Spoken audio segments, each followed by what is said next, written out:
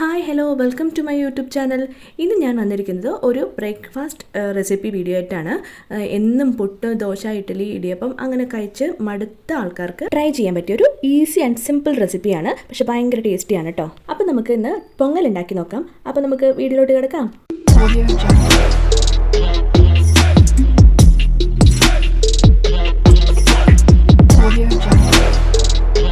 ഉണ്ടാക്കാനായിട്ട് നമുക്ക് ആദ്യം വേണ്ടത് കുറച്ച് പച്ചരിയാണ്. ഞാനിവിടെ ഈ ഗ്ലാസ് അളവിന് 1.5 ഗ്ലാസ് പച്ചരിയും പിന്നെ ചെറിയ പരിപ്പില്ലേ അതൊരു 3/4 ഗ്ലാസ് പരിപ്പ് എടുത്തിട്ടുണ്ട്. ഇത് രണ്ടും കൂടി മിക്സ് ചെയ്തിട്ട് ഞാൻ കുറച്ച് നേരം ഒരു 10 മിനിറ്റ് വെള്ളത്തിൽ കുതിരാനായിട്ട് വെച്ചിട്ടുണ്ട്.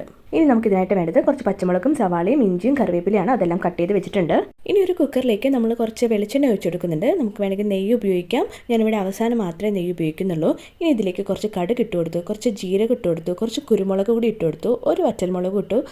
പിന്നെ നമ്മൾ എടുത്ത് വെച്ചിരിക്കുന്ന ഇഞ്ചി, സവാള, പച്ചമുളക്, കറിവേപ്പില ആ മിക്സില്ലേ അത് മുഴുവൻ അതിലേക്ക് ഇട്ട് കൊടുത്തിട്ട് നന്നായിട്ടൊന്ന് വഴറ്റിയെടുക്കാം.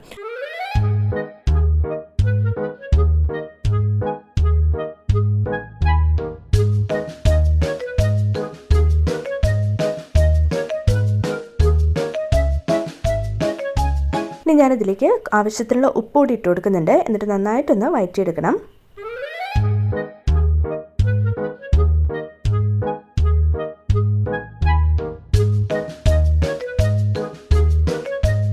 പച്ചമുളക് ഉള്ളിയെല്ലാം നന്നായിട്ട് വഴറ്റി വന്നിട്ടുണ്ട്. ഇനി ഇതിലേക്ക് നമ്മൾ എടുത്ത് വെച്ച് കഴുകി വെച്ചിരിക്കുന്ന അരിയും പരിപ്പും ഇതിലേക്ക് ഇട്ട് കൊടുക്കുന്നുണ്ട്. എന്നിട്ട് 5 ഗ്ലാസ് വെള്ളം, നമ്മൾ എടുത്ത അളവിന് 5 ഗ്ലാസ് വെള്ളമാണ് ഞാൻ ഇതിലേക്ക് ഒഴിച്ചു കൊടുക്കുന്നത്. എന്നിട്ട് നന്നായിട്ടൊന്ന് മിക്സ് ചെയ്ത് കൊടുക്കാം. ഓരോ അരിയുടെയും വേവ് വ്യത്യാസം ഉണ്ടാവും. അതുകൊണ്ട് തന്നെ നമ്മൾ എടുക്കുന്ന വെള്ളത്തിൻ്റെ അളവിലും അതേപോലെ വ്യത്യാസം വരും കേട്ടോ. അപ്പോൾ അതനുസരിച്ച് വേണം നമ്മൾ വെള്ളം ഒഴിക്കാനായിട്ട്.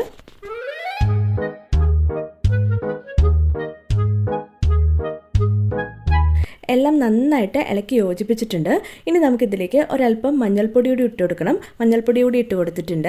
ഇനി നമ്മൾ ഈ സമയത്ത് നമുക്ക് ഉപ്പിൻ്റെ ആവശ്യം ഉണ്ടെങ്കിൽ ഉപ്പുകൂടി ചെക്ക് ചെയ്ത് നോക്കുക. എന്നിട്ട് ആവശ്യമാണെങ്കിൽ ഉപ്പിട്ട് ഇട്ടുക. എന്നിട്ട് നമുക്കൊരു 3 വിസിൽ ഇതിനെ അടുപ്പിച്ചെടുക്കണം. അങ്ങനെ വേകുന്ന സമയം കൊണ്ട് നമുക്കിതിന് വേണ്ട ഒരു വൈറ്റ് ചട്നി ഉണ്ടാക്കാം. അതിനായിട്ട് കുറച്ച് തേങ്ങ എടുത്തിട്ടുണ്ട്. അതിലേക്ക് കുറച്ച് ചീനമുളകും കുറച്ച് ഉഴുന്നും ഇട്ട് കൊടുക്കുന്നുണ്ട്. ഇതിലേക്ക് ഒരു 3-4 ചെറിയ ഉള്ളി ഇട്ട് കൊടുക്കുന്നുണ്ട്. ആവശ്യത്തിന് വെള്ളം ഒഴിച്ചിട്ട് നല്ല പേസ്റ്റ് രൂപത്തിൽ അരച്ചെടുക്കാം. ഇനി നമുക്ക് ചട്നി കടുക് പൊട്ടിക്കാനായിട്ട് ഒരു പാൻ വെച്ചിട്ടുണ്ട്. അതിലേക്ക് കുറച്ച് വെളിച്ചെണ്ണ ഒഴിച്ചു കൊടുക്കുന്നുണ്ട്. കുറച്ച് കടുക് ഇട്ട് കൊടുക്കുന്നുണ്ട്.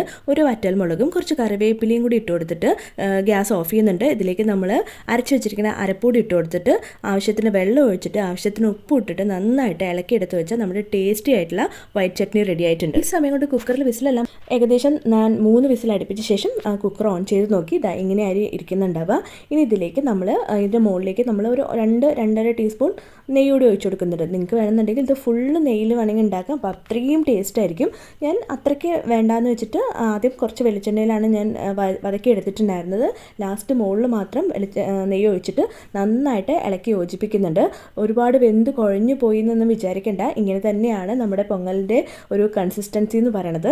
നെയ്യെല്ലാം എല്ലാ ഭാഗത്തും ആവുന്നത് പോലെ നന്നായിട്ട് ഇളക്കിയെടുത്താൽ നമ്മുടെ പൊങ്ങൽ റെഡി ആയിട്ടുണ്ട്. ഇത് പ്രത്യേകം ശ്രദ്ധിക്കണം. ചൂടോടുകൂടി വേണം നമുക്കിത് കഴിക്കാനായിട്ട്. ചൂടോടുകൂടി കഴിക്കുമ്പോഴാണ് അതിൻ്റെ ടേസ്റ്റ് നമുക്ക് നന്നായിട്ട് ഉണ്ടാവുക. അപ്പോൾ എന്നും ദോശ ഇഡ്ഡലിയൊക്കെ കഴിച്ച് മടുത്തവർക്ക് ഇങ്ങനെ ഒന്ന് പരീക്ഷിച്ച് നോക്കാം. വളരെ ടേസ്റ്റി ആയിട്ട് ഈസി ആയിട്ട് നമുക്ക് ചെയ്തെടുക്കാൻ പറ്റിയതാണ്. അപ്പോൾ എല്ലാവരും ട്രൈ ചെയ്ത് നോക്കണം. ഞാൻ ഫസ്റ്റ് ടൈം കഴിച്ചപ്പോൾ ഇത്രയും ടേസ്റ്റ് ഉണ്ടാവുമെന്ന് വിചാരിച്ചില്ല. നിങ്ങൾ ഒരിക്കൽ ട്രൈ ചെയ്താൽ ഉറപ്പായിട്ടും വീണ്ടും അത് ഉണ്ടാക്കി നോക്കും. അപ്പോൾ അത്രയുള്ള വീഡിയോ എല്ലാവരും സബ്സ്ക്രൈബ് ചെയ്ത് സപ്പോർട്ട് ചെയ്യാൻ മറക്കല്ലേ. പുതിയ വീഡിയോ ആയിട്ട് കാണുന്നവരെ tata bye bye, see U.